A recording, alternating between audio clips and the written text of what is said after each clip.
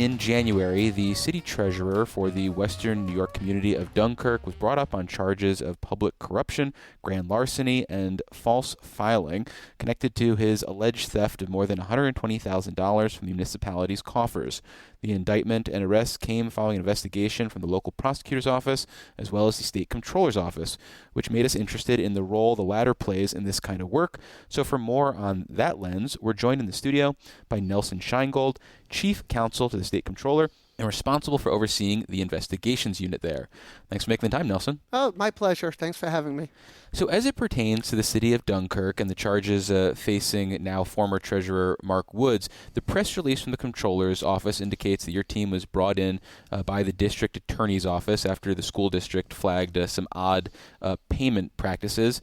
What happens at that point? Do you have a team that jets off to Dunkirk on the State Comptroller's special jet, or is it maybe less sexy than that? Well, we don't have a special jet, but that's a great idea if we can get some traction for that. But so I joined the office about 15 years ago and change.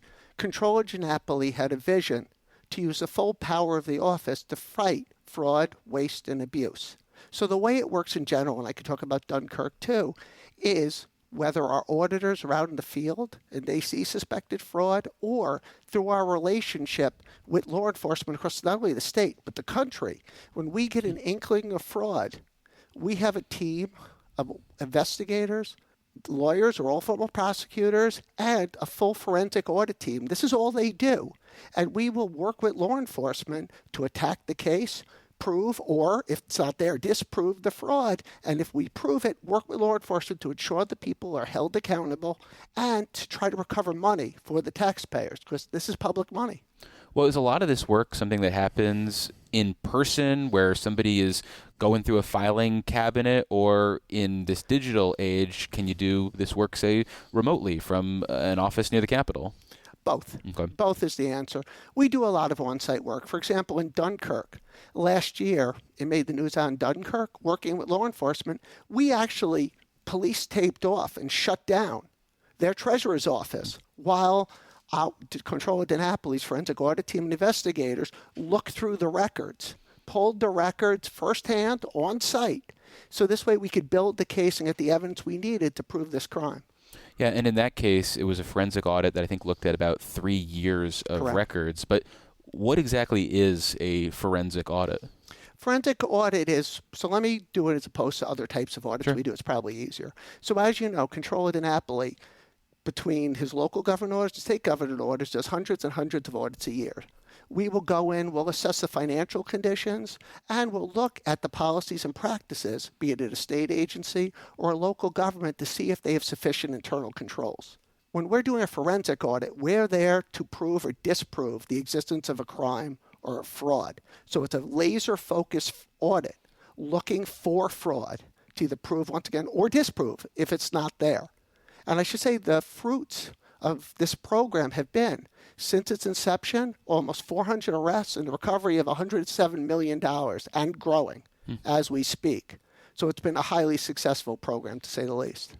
Well, yeah, I want to get into how you judge success and whatnot, but sticking with the idea of a forensic audit, how do you gain access to records? Do you have to have buy-in from someone who has those records, or do you have to go to, say, a judge to order someone to hand over information? It really depends on the records in the case. Mm-hmm.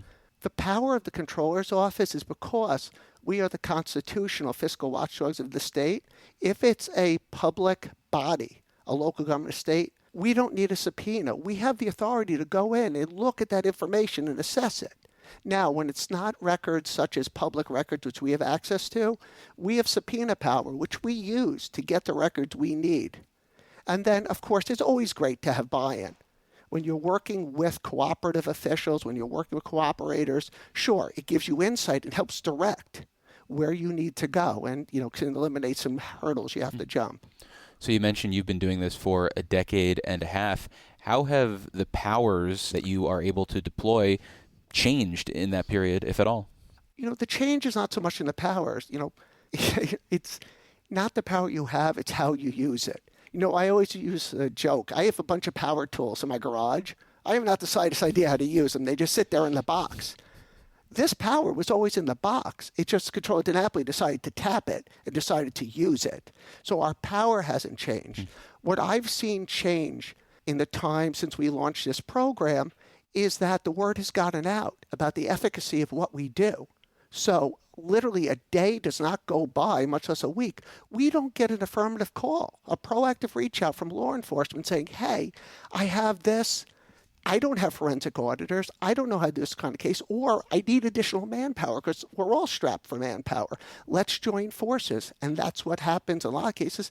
And that's what happened in Dunkirk. And we have a wonderful relationship with DA Schmidt in Chautauqua County, as evidenced by this case and other cases, including our last indictment of Dunkirk, of Hector Rosa, a couple of years ago. Yeah, I was going to say, you guys probably could purchase a house by how much time you spend out in the Dunkirk area at this point.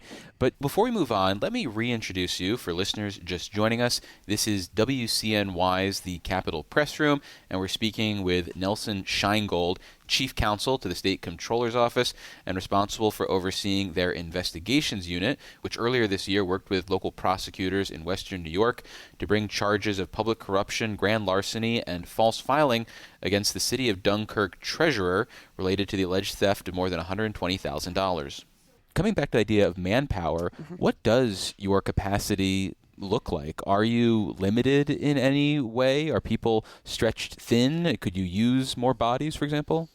Well, I'm always going to say we could use more bodies. Unfortunately, there's a lot of work out there. And the other thing I didn't mention before, we also have a hotline internet site where the public can contact us with allegations of fraud. Through that vehicle alone, we get over 5,500 complaints a year.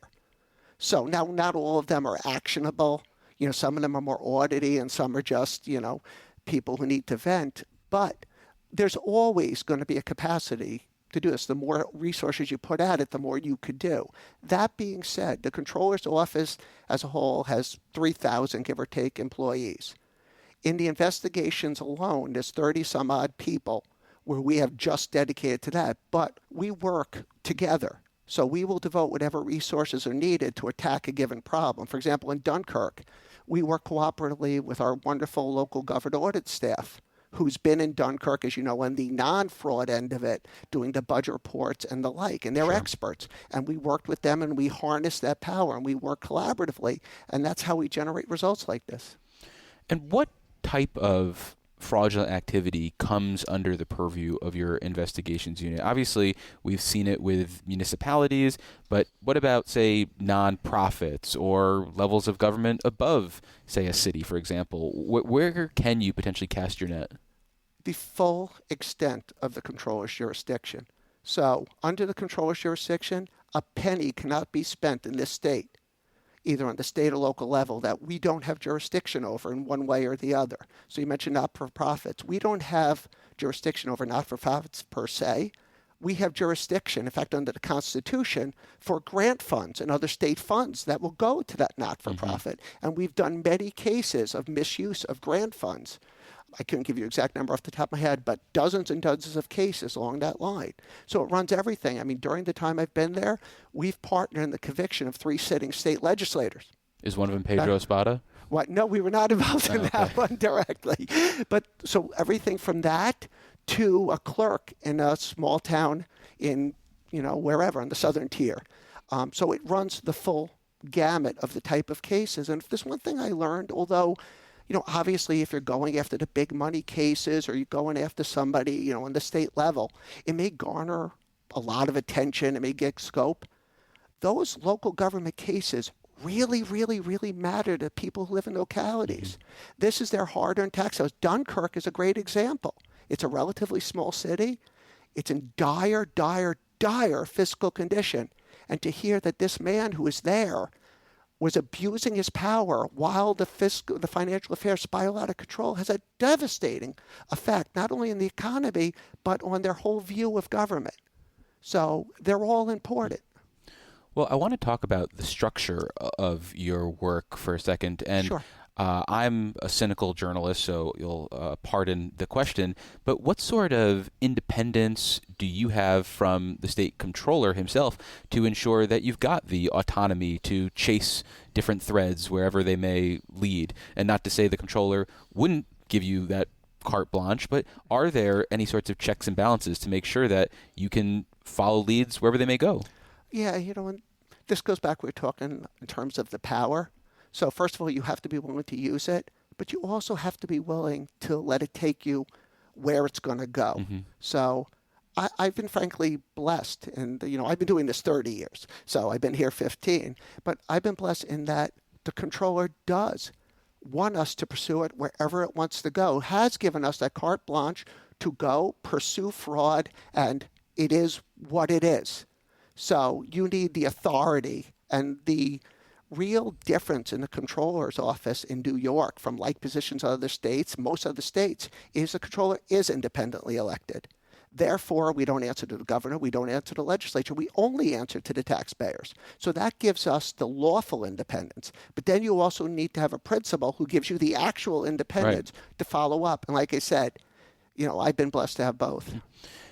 When you think about some of the cases like the ones that have involved sitting state lawmakers, has that ever created uncomfortable situations where you've had to potentially say, hey, we're going after this, just an FYI, controller? Well, obviously, I keep the controller in the loop. But once again, it is what it is. And that's the way you got to conduct investigations. You do it irrespective of who the person is you're looking at or what it is. When it's there, you go for it. And by the way, and conversely, if it's not there, it doesn't matter if you like the person or not. It's over. It's not there. It's purely objective based on the evidence.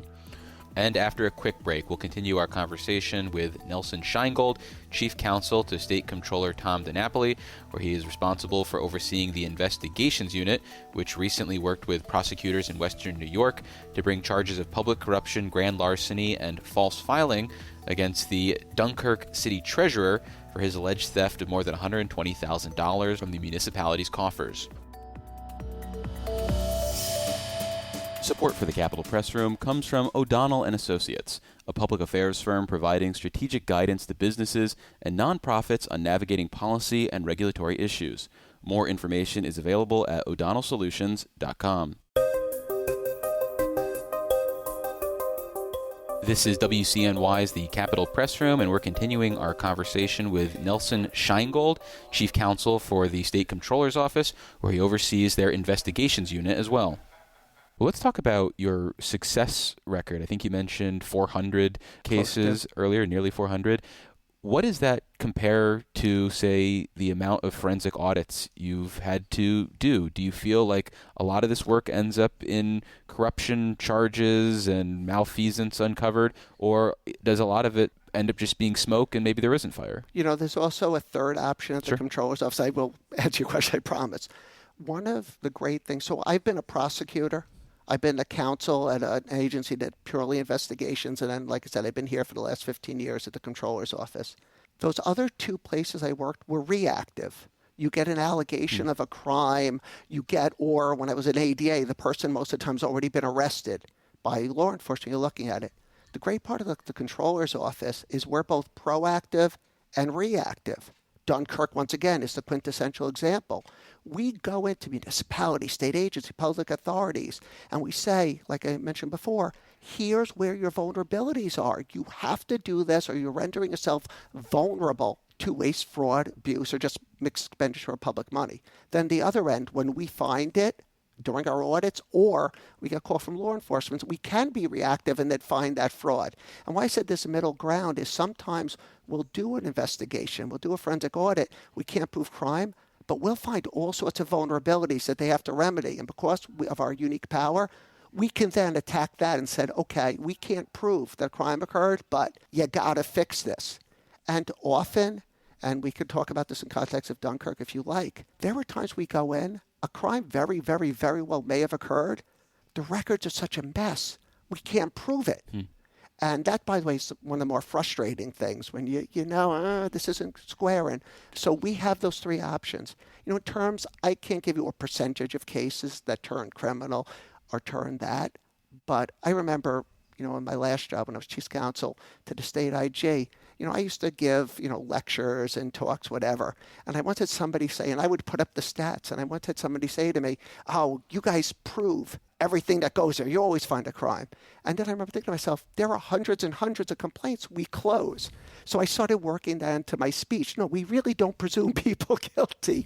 We prove it out. So there are many cases that don't turn into a crime or go on the audit side, and those we close. That's our job. Well, you mentioned the idea of, say, shoddy record keeping.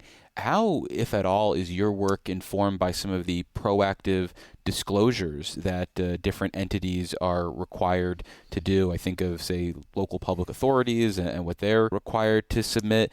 Does any of that lead to any potential investigations, or do you think, based on your experience, that proactive reporting might discourage some bad behavior?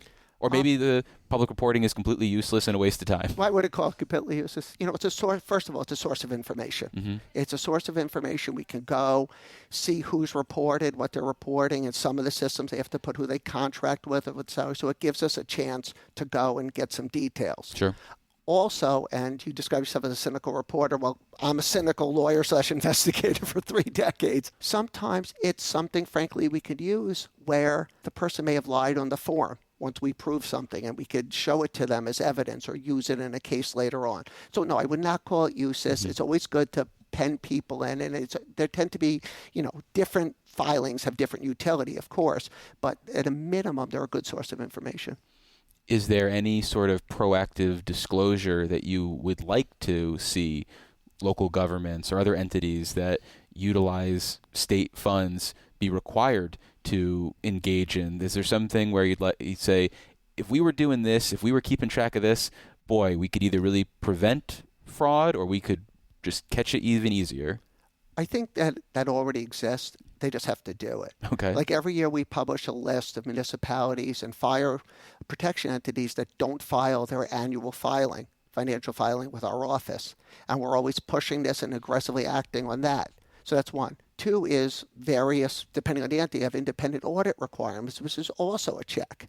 So, for example, Dunkirk hadn't done their filing since 2023 fiscal year. So there were years, we have others going farther back. And there's a great correlation between entities that don't do their required filings and ones we go in, either they have very shoddy records or out and out fraud, like Dunkirk, which is, once again, the quintessential example.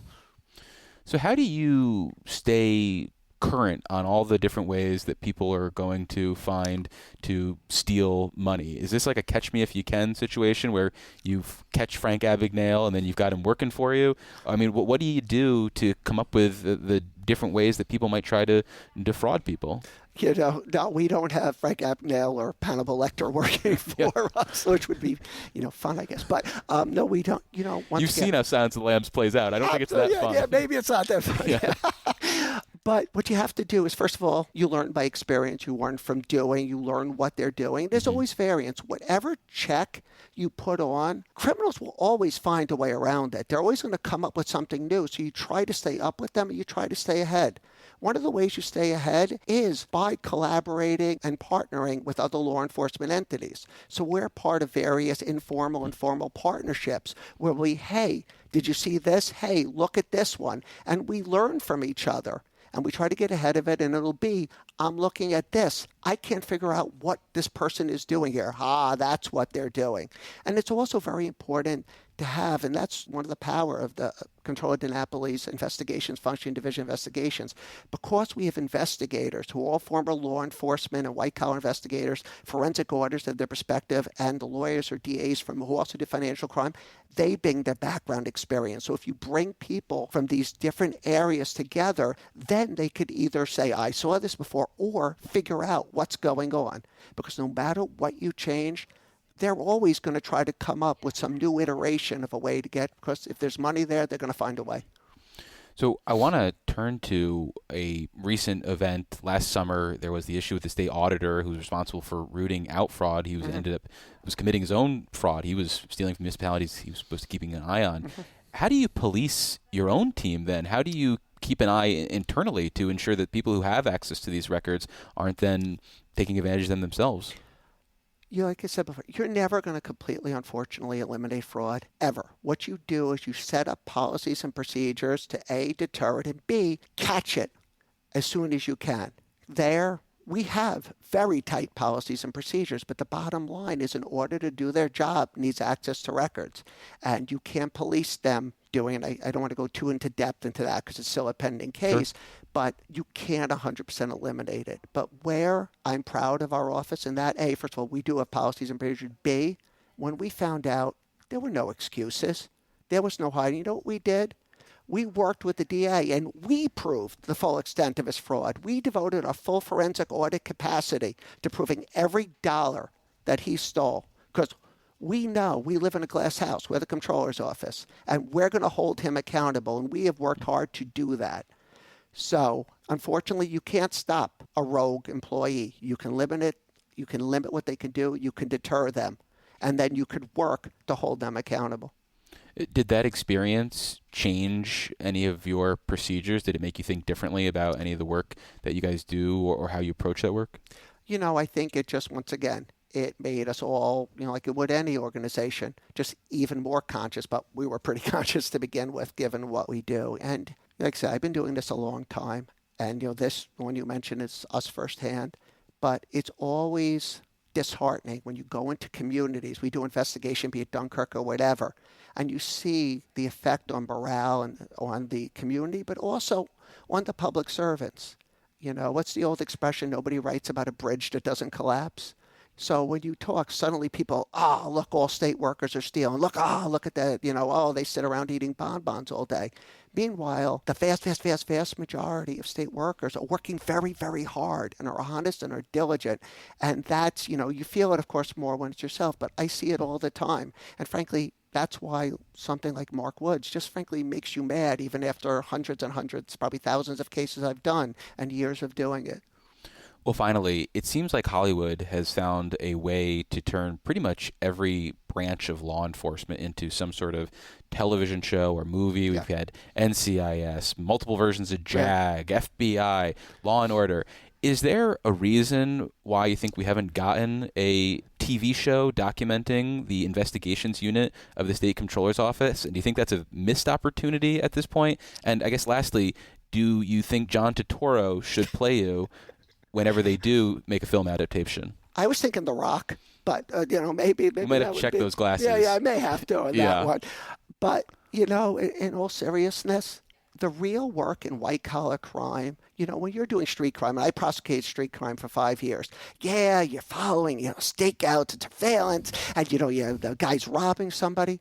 Most of our work is going through boxes and boxes and boxes of records and thousands of rows and columns. That's and prestige television, man. Yeah, prestige TV. It just doesn't make, but that's what the real work is. And then having it, that's why I always, when I hire somebody, you need somebody with the skill, but more important, you need somebody with the passion, because it's not the skill that has you looking to that 100th box. It's the passion to fight crime. It's a passion. I know that sounds kind of soapboxy, but it's true. And you have to want it. You still have to feel it after years to go. And then when you finally find it, you put together and you figure out what they did, you have that eureka moment. So I don't think watching people go through millions of boxes spreadsheets makes for scintillating television, but it's very, very, very meaningful. And once again, coming back, we keep talking about Dunkirk because it's most timely. Here, as we put in our letters and reports, I'll use the technical accounting terms, their records were a hot mess.